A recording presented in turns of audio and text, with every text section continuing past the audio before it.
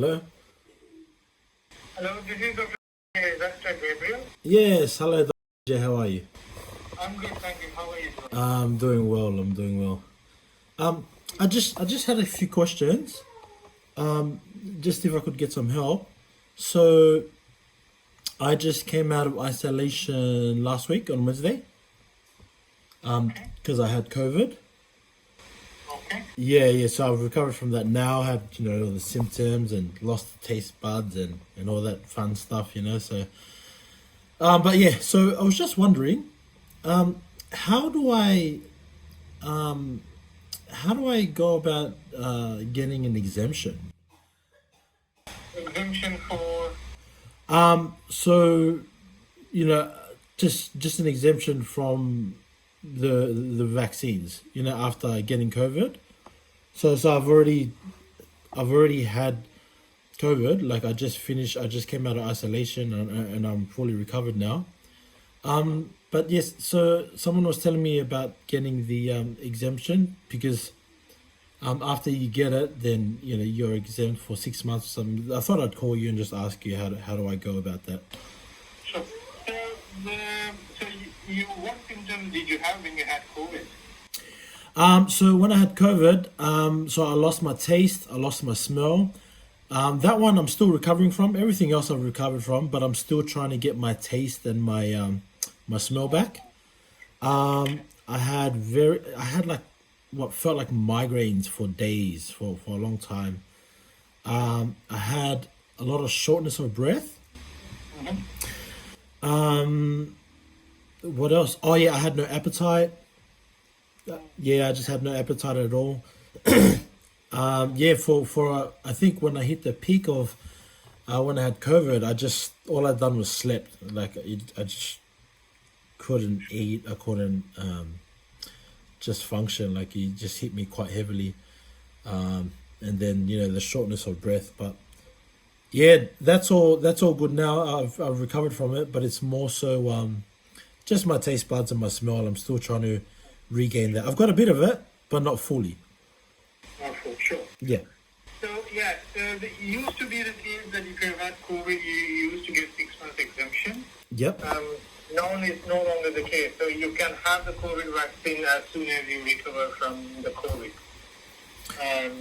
So the 6 months exemption is, the 6 months, up to 6 months exemption is mainly for people who are still, struggling quite a lot with the symptoms. So that we go on a kind of weekly or monthly basis. Yep. But now that you've recovered from COVID, you don't need to delay it for 6 months. You can just have the COVID vaccine if you're ready even today or tomorrow. So Yep. the exemption doesn't apply to you. I was just maybe if you can help me out. So with the vaccines, like what does it do? Because I do have my concerns with the vaccines. Like I know a lot of people do, and a lot of people are talking about it, but Yep. I don't know. I'm just a bit concerned with the vaccines. Yeah. Yeah, obviously, if you're concerned about the side effects, all I can say is it's perfectly safe. I mean, there's no medication resulting in side effects. Yeah. The Pfizer, you would mainly get, a headache, for a day or two, maybe sometimes fever, sore arms, body aches. Yeah.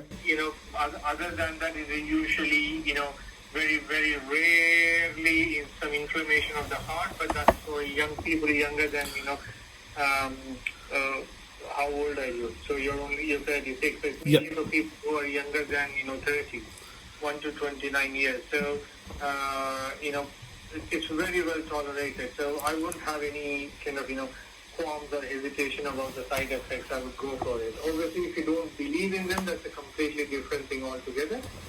But that won't be a ground for medical exemption. For me, I'm not too. I think I do have questions just surrounding because I've already had it. Wouldn't that mean that I have the natural immunity? Not necessarily. No. So there's always a risk that you'll catch COVID again, and there's no way to prove you have natural immunity or not. It's like, you can get flu. You would think that, you had natural immunity to flu, but you can get flu the next week or the week after. So if you don't have the natural immunity, second time if you get COVID, you will be worse off. And the natural immunity, it can be strong, it can be very weak. So that's what they used to believe in the past, that there is a strong natural immunity, but now they believe that it's not as strong as what they thought initially is. So that's why it's recommended for you to get the COVID vaccine as soon as you recover. So natural immunity is not as strong as the vaccines? That is correct. Yeah. Yeah, I'm not a doctor or anything, I'm still just trying to sort it all out or figure it out. Do you think, like, from what I heard, I don't know if it's true, but won't you get COVID either way, whether you have the vaccines or not? I'm sorry, say it again? Could you still catch COVID either way, whether you have the vaccine or whether you have natural immunity? Of course, yeah, you can still catch COVID. The whole idea of getting the vaccination is that if you indeed catch COVID, you would be less affected by it, and also the fact that you won't have that much of viruses in your body for you to transmit COVID to that many people as without the vaccination. Yeah. So it's all reducing the severity and reducing the risk. So there's no zero risk at all. The risk is still there, but it's all reducing the risk. So natural immunity doesn't really mean anything, or is it like I don't know? Like I've just heard it here because. Sorry. Some element of natural immunity. Yep. How much have you developed immunity is difficult to test or to prove. So if I have had COVID and I've had all the symptoms and I went through the hardship, and my body's fought it off, would I don't know, is that because it's like that, because me, even when I had the normal flu, you know what I mean, like I had the flu and my body fights it off, like, because to be honest, for me personally, when I had COVID, it was bad, don't get me wrong, but I felt like the flu was worse, not that much more, but my body was still able to fight it off. But that's why I'm asking. That's the only reason why I'm asking, because I do want to get an exemption, and I feel like if I've already built immunity to it, that wouldn't that help me? Or no, I mean in Victoria you don't qualify for medical exemption. No. So we have to go by what are the kind of rules for medical exemption. Okay. So in Victoria, different states are following different rules, but in Victoria, as of now, even though you had COVID, you don't qualify for medical exemption. Oh, so it's more so just what the government said, that they won't allow it? That is correct, yes. Oh, so okay. These are very strict criteria. So you may be immune for it, you could get tested and prove, you can do all those tests which are available for it, and you can prove yourself that you're immune for it, but as far as the medical exemption goes, you're not eligible. Oh, so it's more just the government won't allow it, so it's got to be. I hear you.